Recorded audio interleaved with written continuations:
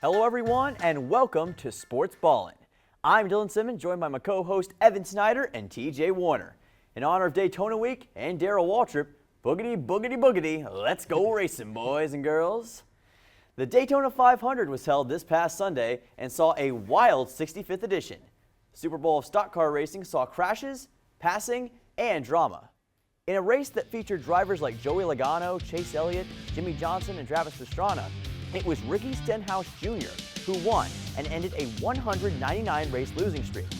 I have to ask, guys, how did Stenhouse come away with the win here? Well, this is Ricky's third career Cup victory, so I mean, good for him on that. So I props to Ricky on that. I think there's a lot of good headlines that also came out of Daytona 500. I mean, even the Kyle Busch scenario too came out. But congrats to Ricky for that. This is an amazing win. Yeah, no, I mean, Ricky Stenhouse Jr. Won the race on a low-budget team. He did. Not a high-budget team like all these other teams are, so it's really good for that for them and for the team, and also for him again getting his third career victory. Honestly, the big thing that surprised me is see how well Jimmy Johnson was doing. He's in the top 10 at one point. Unfortunately, Yes, he did crash out towards the end of the race. I think honestly that is kind of what favored a little bit of Ricky Stenhouse. Sure, he is one of the better super speedway drivers on the grid. I think that kind of worked in his favor, those accidents happening, those wrecks, big crashes, and also probably having a really good pit strategy would also benefit him very well. And one of my favorite personal storylines is him going to Waffle House after the race with the trophy in hand. It is funny, y'all. Go watch the clip. It is amazing. It is sensational, fantastic, and I'll give Stenhouse credit for winning this, but I just can't wrap my head around the fact that Ricky Stenhouse Jr. won this race. I used to call him Wrecking Spinhouse Jr. because every time he was out on the track, it seemed like a yellow or caution flag was going to follow him. And I think this goes on, and I don't mean to make this a statement about the 500 itself, but I mean, it feels like the 500 continues to get diminished. I said this on the first episode of Sportsball. My first ever hot take was that the Daytona 500 was losing its prestige, and this just furthers that. Guys, take this into account. The last three winners are Austin Cindric, Michael McDowell, and Ricky Stenhouse. Okay, those first two guys, that was their first career win. And this might as well have been Ricky Stenhouse's first win because his last victory, to put this in perspective, TJ and I were still in high school. His prime was when fidget spinners were still a thing. I mean, how does this happen? I'll tell you how, because Daytona is becoming a crash fest, and I love plate racing, I love super speedway racing, but it just doesn't feel like it's the same as it used to be. It's not the same way that Petty, Earnhardt, or even when Jimmy Johnson was winning the 500, it's just not the same anymore. I think I got to disagree with you a little bit because Austin Cindric, he is a really good driver. He's got talent, potential. He has had good talent. He did really well in the Xfinity Series during his time there. Sure, is it Ricky Stenhouse did luck out a little bit? Sure, did he kind of win the race off that caution based off when they pushed the caution button? Sure. I still think, though, Stenhouse is arguably one of the better super speedway drivers. You look at when he raced at Talladega last year, you look at any other time that he performed and raced at a super speedway, he did perform very, very well. Oh, absolutely. He's definitely a driver that thrives more in that environment, even without the restrictor plates now. There's just no restrictor plates in these Cup cars anymore. I just think he's just one of those better super speedway drivers, and when it comes to tracks like Daytona and Talladega, he can compete with the best of the best on those tracks. He certainly has a lot of potential, and he did well for himself, but I still think there's something a little bit off about the Great American Race. But moving on, MTSU men's basketball made history on Thursday by getting the win over number 25 Florida Atlantic. The team was led by a dynamic performance from Cameron Weston, who had 16 points.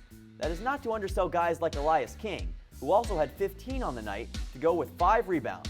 TJ, as we get closer to March Madness, does this give the Raiders the momentum they need to make a run? I think it for sure does. I mean, if you look at this, was the Conference USA #1 team by far and away. I mean, we went down to FAU and got our game just completely ran away with. I mean, FAU likes to get out in transition. They like to run.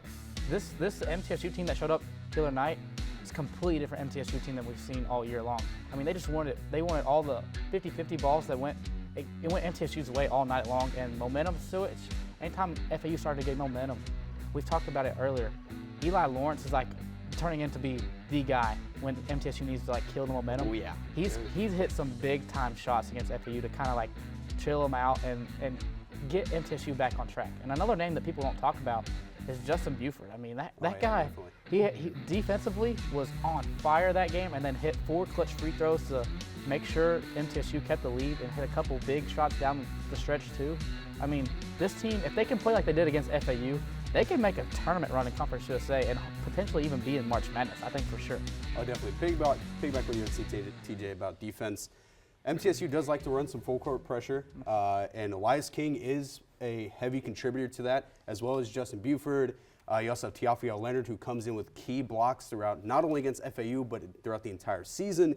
I think if MTSU can keep on doing and executing this full court pressure and having defense locked down and having everybody basically contribute on this team, there is no doubt in my mind they can make a conference tournament run, and hopefully we will see them in the NCAA tournament again. You know, maybe we'll have another Michigan State situation where we upset them in 2016.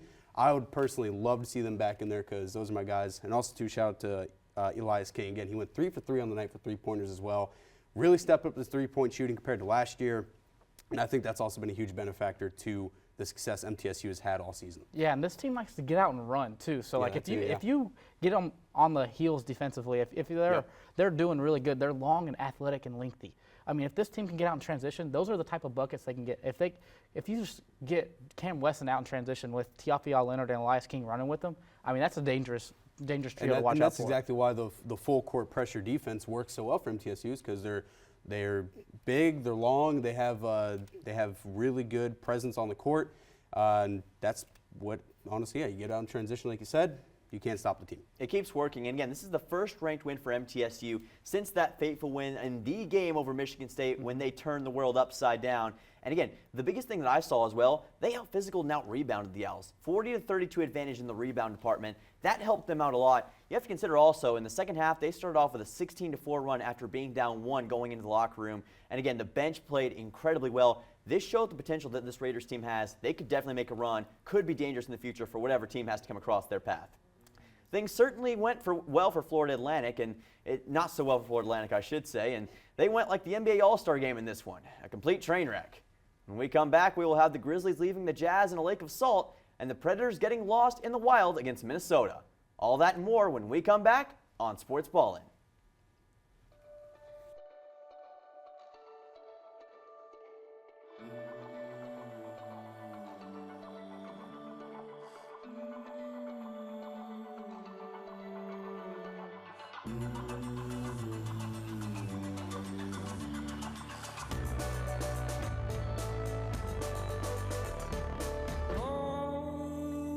To pose, now shush. She makes the sound she makes to calm me down. Oh.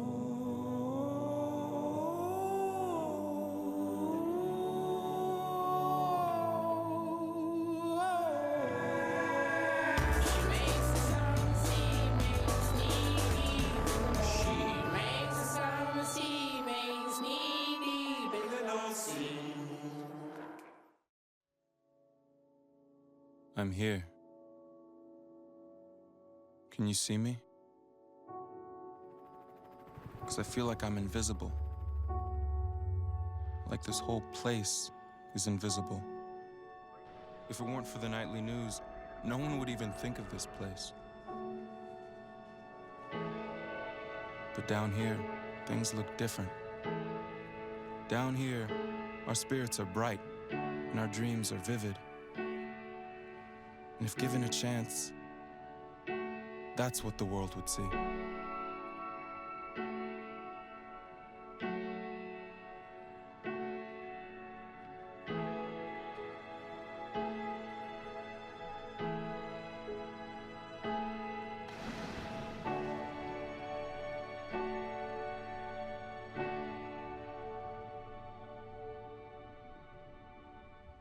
Welcome back. The Memphis Grizzlies played host to Utah this past hump day and had no trouble making them like Emperor Palpatine at the end of Return of the Jedi. Ja Morant had a somewhat quiet night with 20 points, but the rest of his team more than made up for it. Jaren Jackson led the team with 26 points, and Desmond Bane had a solid 24 of his own. Guys, does this show that Memphis has rounded into title contention? I don't know if I'd go that far, because if you look at it, who did the Utah Jazz put on the floor? Well, Lauri Markkanen, their all-star, didn't play in this game. Well, you also got to look. Oh, Colin Sexton got hurt after the first 4 minutes. He did. So let's slow your roll on title contention, because after the trade deadline, we for sure know the West is a lot deeper than they used to be. True. The Suns are going to make a run. The Trailblazers might even contend up there for a little bit for the 8th spot. So watch out for some of the lower end teams to be upset alert on the top end teams in the West. So I would say slow your roll in title contention.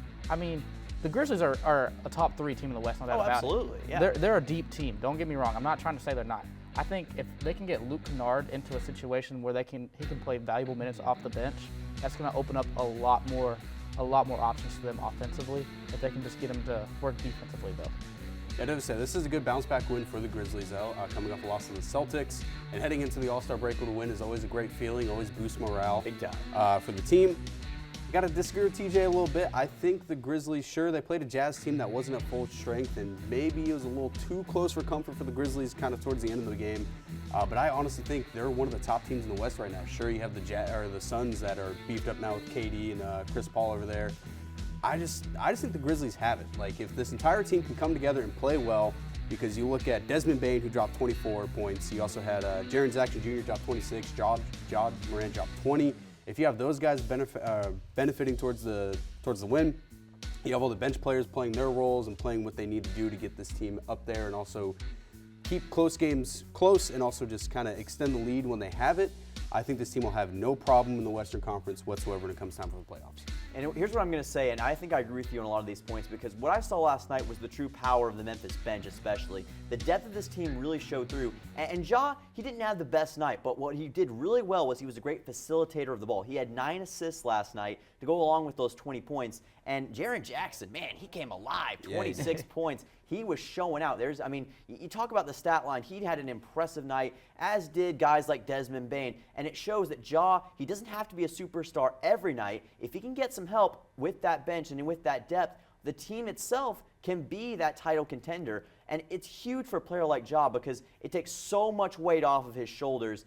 I think this is big. And if the Grizzlies can keep that up, there could be good things in the future. So I think Memphis, they got something going on, but we'll have to see how time works out for them.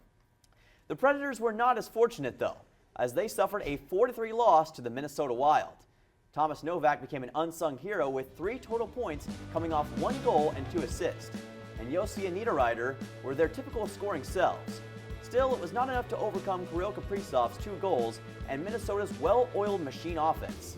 With the playoff picture being what it is Nashville in trouble right now? Yes. Yeah. 100%. They're for sure in trouble right now.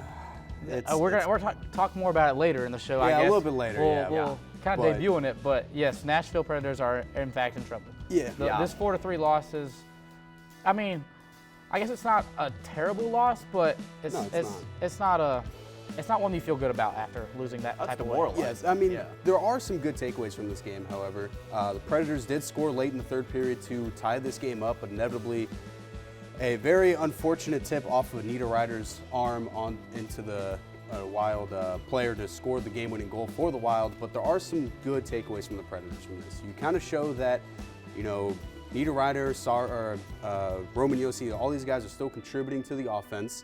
And it was really just some miscues on defense that really put the Predators out of this game. Yep. And the Wild did a really excellent job this game of making sure to get in those rebounds because Saros had a lot of good blocks. It's just the Wild were there on the rebounds, and the Predators have zero pressure whatsoever to clear those rebounds out of our own zone and kind of get that offensive transition into the neutral ice. Yep. And that's mainly just what lost the Predators this game. It's not be able to recover those rebounds and get the puck out of our own end of the ice. And here's the thing I'm going to say about that. It's been a downward spiral as far as I'm concerned with the Preds as of late. I mean, I'm looking at some of this stuff. To me, they are, ironically, just like the Minnesota Wild version with Zach Parise and Ryan Suter, a team that is close, right on the cusp of greatness, but they are not close enough. They don't quite have it. And I got to ask, what is going on with the defense? You have a great goaltending core, but there's only so much that they can do. And there's only so much that they can do to stop those pucks. And if you keep giving up open looks in the zone, things are going to happen. I mean, that defense right now is not stout at all. It just keeps getting run over, and that's the biggest problem. They don't have the defense to keep up. And overall, the Preds gave up that goal late, and it really demoralizes the team. I think something's going on. I don't think that they've got the coaching, especially, which we'll come to later in the show. There's a problem right now in Smashville, and if something's not done soon, I think that this could end up really badly, but we'll see how it works out at the end of the year. Preds better figure out a way to figure this out and hurry up, or they're going to end up like Kevin from Home Alone, left behind.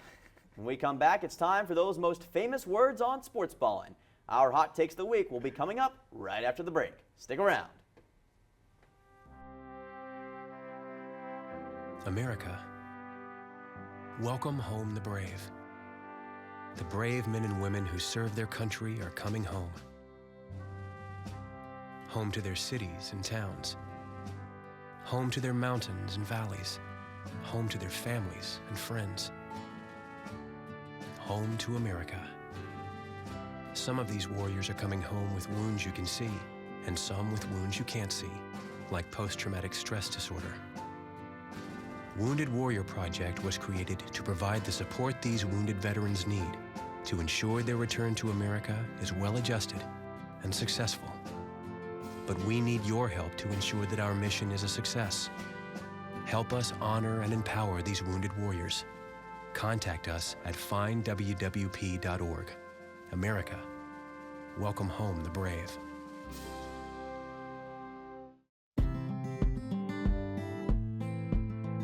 You can't buy a best friend.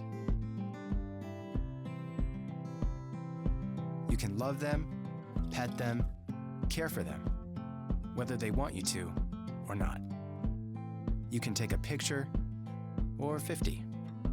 You can bring them with you wherever you go. You can jump, yell, hide and go seek, play dress up, or not. Go for a walk, or not. You can fly to the moon, travel the world, or just stay in bed. You can't buy a best friend like that. But you can adopt one. 'Cause we're connected. We're connected.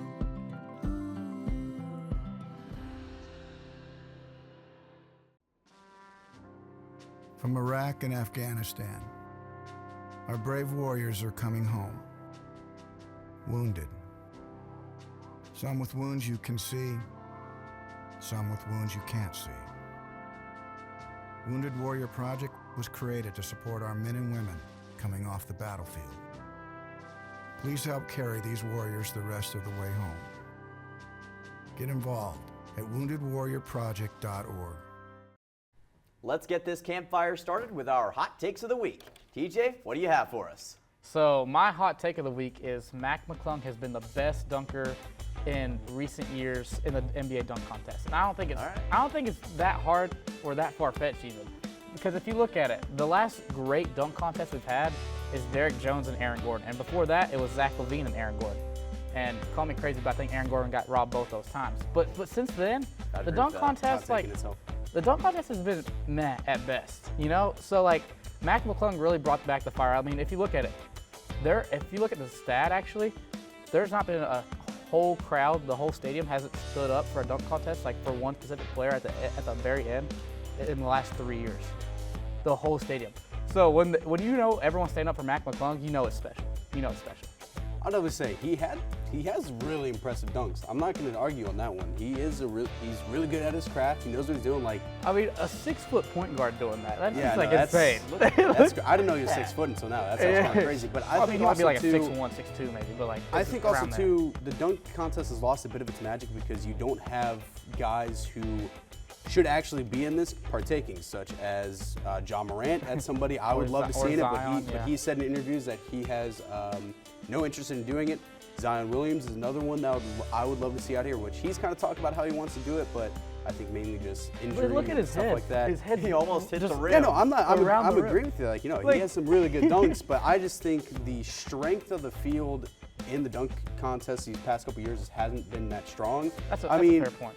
I mean, Mac here, he's a G League player. Sure, he did just get signed to a 10-day contract to the 76ers, but again, he's a G League player in an NBA dunk contest.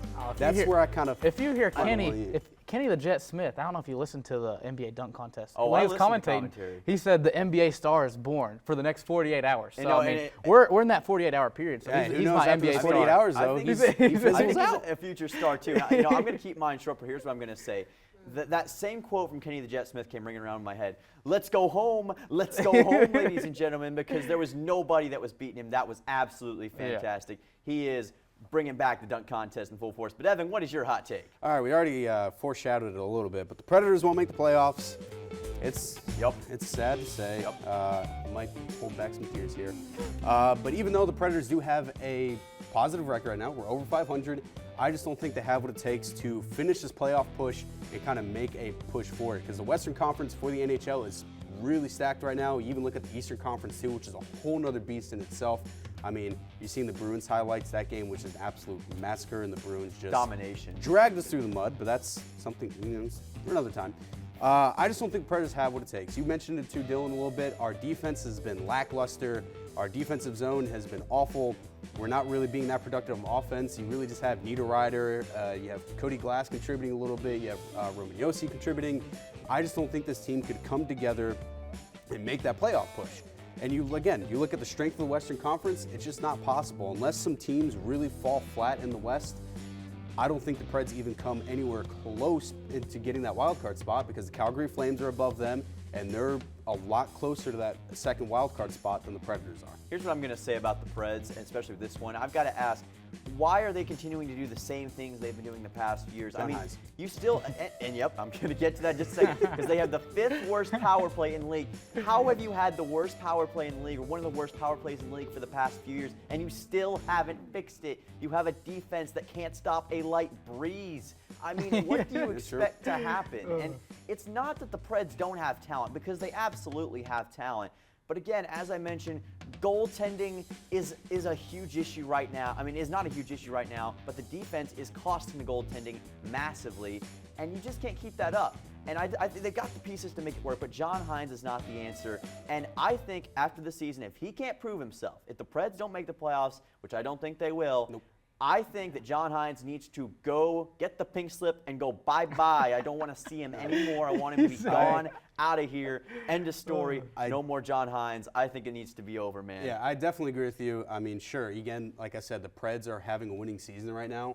But if you're the owner of the Preds, you're the GM, I don't think you're happy with that. I don't think you're content, you're not. Especially coming up, you go from the Stanley Cup to barely scraping by to get to the postseason. And the fact that that's happened in the last 6 years, the 6 years, insane. it's not it. Because again, you made some really good points, though. The Predators have the talent. We have the ability, and the goaltending, that's not really Saros' fault. It's not. But I think that it's going to be something to watch out for in the future. And we it's do have just some a weird goalies team. coming up in the ranks in the Right, minors, right. so They'll get better as they'll- time goes on. Yeah, hopefully. But I'm going to go ahead and get to mine, which is that NASCAR must change its playoff system. I'm going to give you guys a bit of a history lesson here. So, in the early 2000s, NASCAR ratings hit an all-time high, right? What did we decide to do? We decided to introduce a playoff system because, that's a good idea. You know, maybe drum up a little bit of ratings, get like all the other professional leagues. But then you change it in 2000, in the 2000s. Then you change it again in 2011, start introducing wild cards, right? Then in 2014, you have a knockout round, okay? That's odd. And by the way, in the 2010s, because of this chase format, my favorite driver, who, again, love the guy, but he won the title 5 years in a row. And in many ways, he probably contributed to NASCAR's decline, and that hurt the sport immensely. Now you have a knockout round system in 2014, which inspires drivers like Kevin Harvick, as you're about to see on your screen, to do things like intentionally take out other guys because they have no other option of moving on in the playoffs. And by the way, Kyle Busch wins a championship in 2015 despite missing half the season. How in the world is that possible? It's like a team losing its first 8 games but then making the postseason because why not? Because you won a race. I mean, it's silly, it's bad. And now Ricky Stenhouse Jr., who is probably going to be 25th subpar all year long, this guy is going to make the playoffs. That's the Chicago Bears beating the Chiefs one week, and because they went 1-15, but because they won that one game, they're in the playoffs. So, guys, what do you think? I'm gonna specifically go to you, Evan. What do you think? All right. I definitely I agree to disagree. First of all, don't disrespect the closer, Kevin Harvick, like that, especially his last Hey, season. I'm not. I'm just saying he had to do that. Yeah, and and it was against Kyle Busch at least, so at least no one cares. But I'm going to agree to disagree. I do agree with the fact that if you do win a race, or disagree with if you do win a race, you're in the playoffs. I think it should be a little bit more than that. I should be at least maybe 2 wins, maybe a win and a certain amount of points. But other than that, I don't think you switch up the playoff format any other way, because in my opinion, it makes it more competitive. It makes it every race matters in the postseason. It also, again, encourages more action in racing. It and does, makes it but, less but stagnant. here's what I'm going to say about that. Racing is so chaotic. Motorsports are so chaotic because you could get crashed out. You could have a flat tire. Someone else could wreck into you because they have a flat tire. You could go upside down at Talladega, nothing of your own doing, and you're out of the playoff. I mean, you could win the first 35 races of a season. You get taken out by some guy because he's mad at you, and you lose the championship. I mean, but at the end of the day, That's a fair point by Dylan, though. But the thing is, that is stock car racing. That's what stock car racing is. No, but you can't control that. Exactly. That's the point. But I feel like the guys who made the rules back in the 40s, like Bill France Sr., they knew what they were doing, and that was the problem. That's the problem nowadays. The actual and talent that's can the get kicked issue. out of the playoff chances just because of one race. I just don't like that. We'll talk about this True, another but time anyway. I'm Now, gonna bring moving on. All right, we'll get back to it. But we just made some tasty s'mores, and we roasted them. But when we come back, it's time to look into the crystal ball with our picks of the week. Don't go anywhere.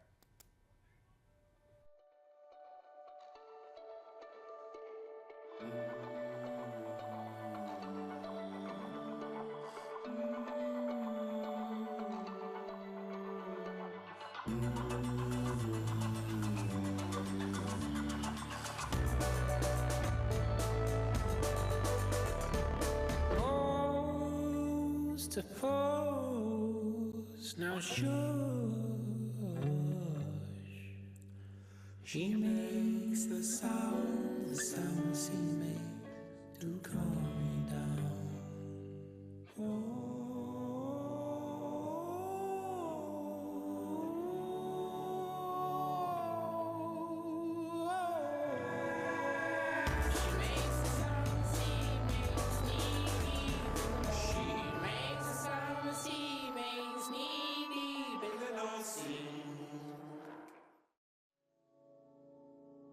I'm here. Can you see me? Because I feel like I'm invisible. Like this whole place is invisible. If it weren't for the nightly news, no one would even think of this place. But down here, things look different. Down here, our spirits are bright and our dreams are vivid. And if given a chance, that's what the world would see.